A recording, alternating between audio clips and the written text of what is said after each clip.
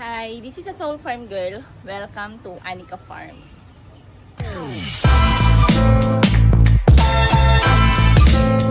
Audio Jungle.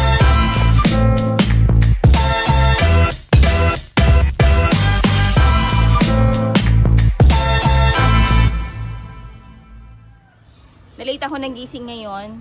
So mga 8:30 na ako nagising. May narinig kasi akong naglilinis dito sa loob ng piggery. Kaya alam ko bumalik si Virgilio para maglinis. Kasi yun naman talaga yung usapan namin na after Christmas, yan, so babalik siya dito para maglinis. Marunong siya tumupad sa usapan. Kaya napakaswerte namin kay Virgilio kasi hindi kami pinapahirapan. Tara silipin natin kung anong ginagawa niya. Yan lang tayo dumaan.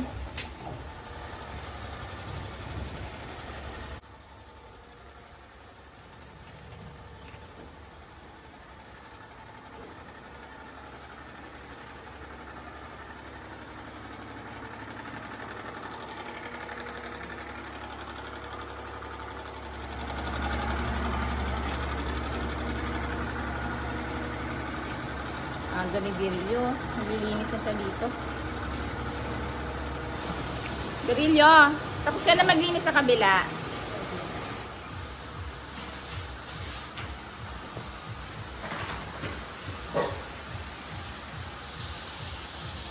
Linis ang sahig.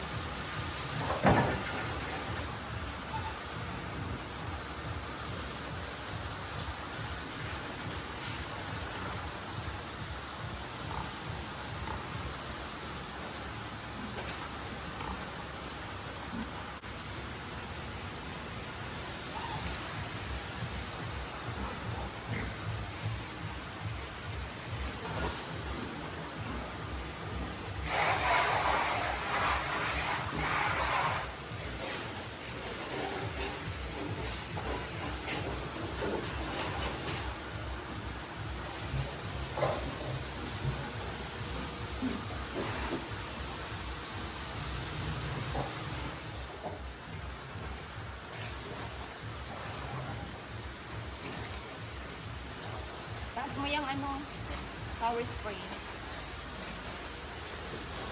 Kaya niya ito ba? Oh.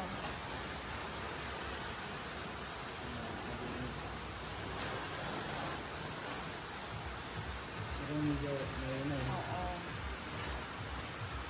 Kaya niya.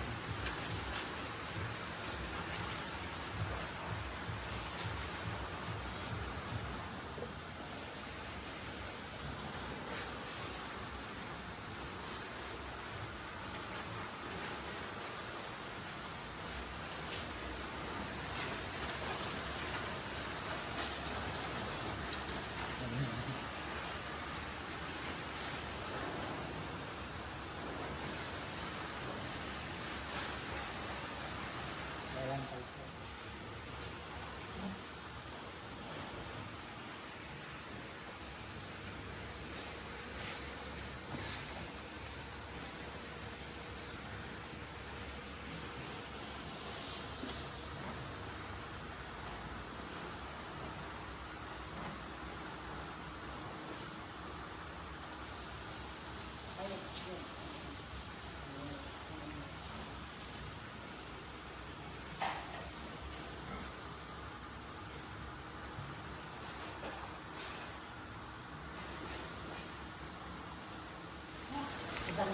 Oo. Marunong.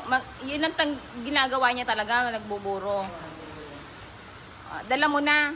Hindi pa, iniwan. Dala mo na. Sige, tikman natin yung buro. Nagtitinda siya ng ganun din doon. Yung buro. Kamuting, talbos ng kamote? May dala ka? Ay, oo. Gusto ko yun. Oo.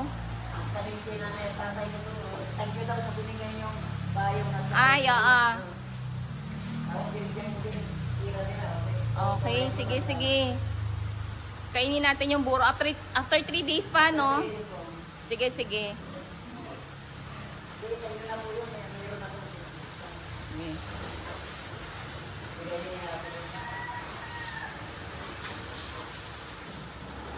Check naman natin yung mga biik. Yan. So, nakapaglinis na rin dito si Virgilio. Kasi mamaya, after niya maglinis doon, uuwi na din yan. And then, pwede nang kami na yung magpakain sa hapon.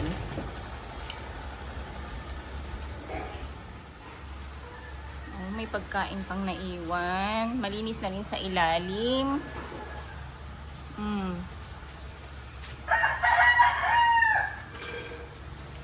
Oy, kayo. Anong ginagawa nyo dyan, ha? Anong ginagawa nyo dyan? Merry Christmas, pigs! Hindi ko kayo binenta ngayon na pang lechon, ha?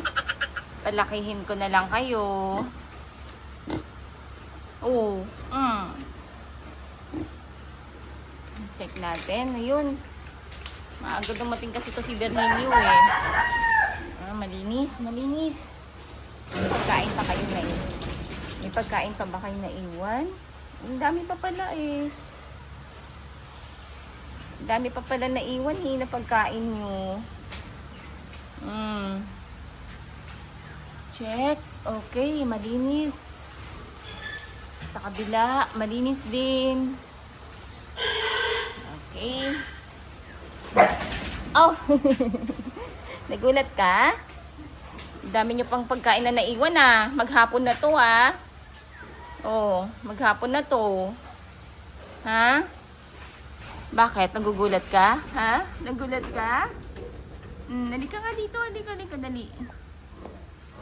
Oh. Laki mo na. Laki mo na.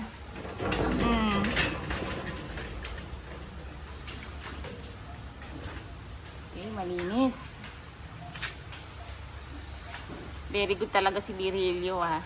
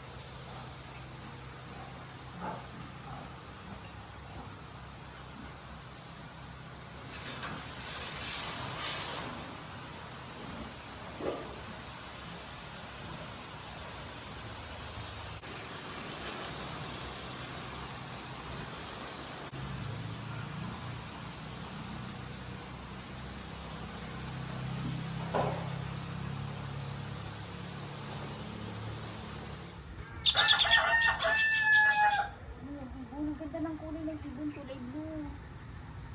Ayun, wala na. So, etong Christmas at saka sa bagong taon, yun. So, ang wish ko lang, sana makahanap talaga kami ng isa pang katulad ni Virgilio na marunong sumunod sa rules and regulations po namin. Kaya, pag may mga caretaker kayo na katulad ni Virgilio, talagang maaasahan at may malasakit sa mga alaga ninyong baboy tsaka manok, huwag nyo na pakakawalan, diba? Kasi mahirap talaga maghanap.